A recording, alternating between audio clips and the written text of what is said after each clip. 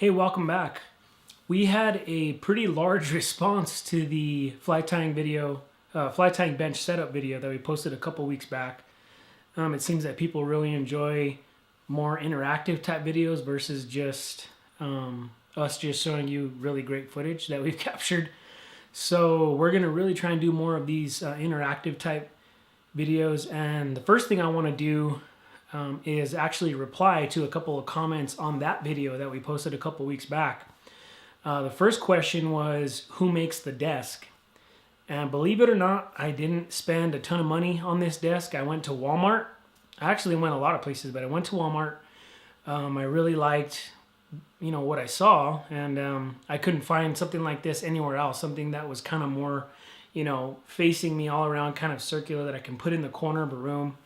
And I had it all around me. Everything else was kind of flat. So I found this and I really liked it. So I bought it. I don't know who makes the furniture. I'm assuming Walmart or some cheap manufacturer that they pay to make these things. But, I haven't moved it a whole bunch. So it's actually worked great for me. I'm sure there's much better benches that you can buy. But this has worked really fantastic for me, and I just kind of like the whole setup. I like being able to put stuff, vertically as well as all around me. So this bench has really worked out great. And the thing is, I bought it quite a long time ago, so I'm not sure that you can actually still get it at Walmart, but that's where I bought it. The second question was, who makes the boxes for the thread and the wire that the boxes I store my thread and wire in. This is a Plano box, Plano, Plano Elite, and like I said, it's I've tried the bob, the thread where you stick them down into the bobbin like stuff, and it's just I just always had a hard time grabbing. I don't know, it just wasn't my preferred thing. So I store my thread in these boxes, and I store them by size and by type, so this is my ultra thread, and this is my Danville's Flymaster 6/0 waxed, and use different sizes and stuff, but yeah, these boxes have been great for me, and they keep things really organized and easy to grab, easy to put away. So those are the first couple questions that we had from last week's video. This week I thought I'd continue just kind of sharing why my setup is the way it is. The reality is that there are very few people in the world who make a living tying flies. And so most of us don't have, 8 hours in a day to sit down and tie flies. So there's a very limited amount of time to tie flies. We have a limited amount of time to go and fish. And so everything has to be efficient. Everything has to be, we have to make sure that we're putting as much effort into, tying in a limited amount of time as possible. And so for me, that's what my setup's all about. My setup is about how many flies can I tie as quickly as possible, because the reality is that I maybe have, if I'm getting ready for a weekend trip, maybe I have 30 minutes to an hour a night to tie. We have jobs, we have families, kids. So the reality is that most of us don't have 8 hours a day to tie. So my setup is built around that. It's built about, let's get in, let's knock out as many flies as possible in a small amount of time as possible, small amount of time as possible. And that's how my setup is built. And I kind of ran you through my general setup last week. But one thing that I think everyone obviously, when you're tying flies, the first thing you need to buy, assuming you have all your setup ready, is hooks. You need hooks, and how do you dwindle down that, selection, that hook selection, and tires around the world are going to say, this is the hook you have to tie my fly on. There's a reason for it. And there probably is.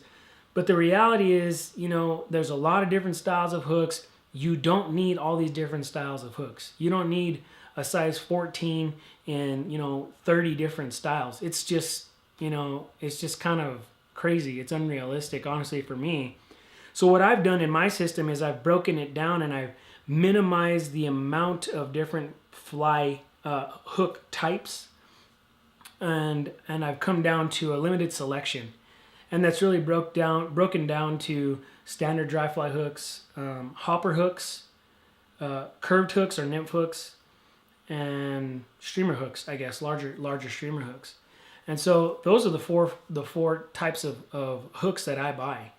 And with those, especially mainly being a trout fisherman or freshwater, should I say, freshwater fisherman here in the Rocky Mountains, that covers everything I need. I mean, everything from trout to pike to muskie to carp, bass, whatever you need. There are some specialty jig hooks and stuff like that you can get into. But even that, I find it's not extremely necessary. You don't absolutely have to. And if you do, you don't have to buy 3 dozen at a time. You just go buy a couple at a time, tie your fly on a jig hook if that's what you're looking for, and go with that, But you want it to make sense why you're buying a hook, and that's the reason why I choose the hooks that I do. So let me show you in my box real quick, my hook box, how I store my hooks, and how simple it is for me to knock out, all the flies that I need. Okay, so check it out. I have 2 boxes for my hooks. It didn't start like that, believe me. I used to have, 10 boxes for hooks, but it's really unnecessary for me personally. And that's why I dwindled it down. Basically, this box on the left has my, big streamer hooks, and this box on the left side, I have all my hopper hooks for dry flies and maybe some big stonefly nymphs, stuff like that. And that's really pretty simple for me. There's that box. And then on this one, let's see, on this side I have all my curved style hooks. So like for scuds, midges, zebra midges. I like to tie my zebras actually on these curved hooks, not straight hooks personally. And then on the other side, these are my standard dry fly hooks in sizes 24 down to probably about 8, I would say, or up to about 8, should I say. So, and same thing on this side. I start 24 here, 22, 20, 18, 16, 14, 12, 10, and 8.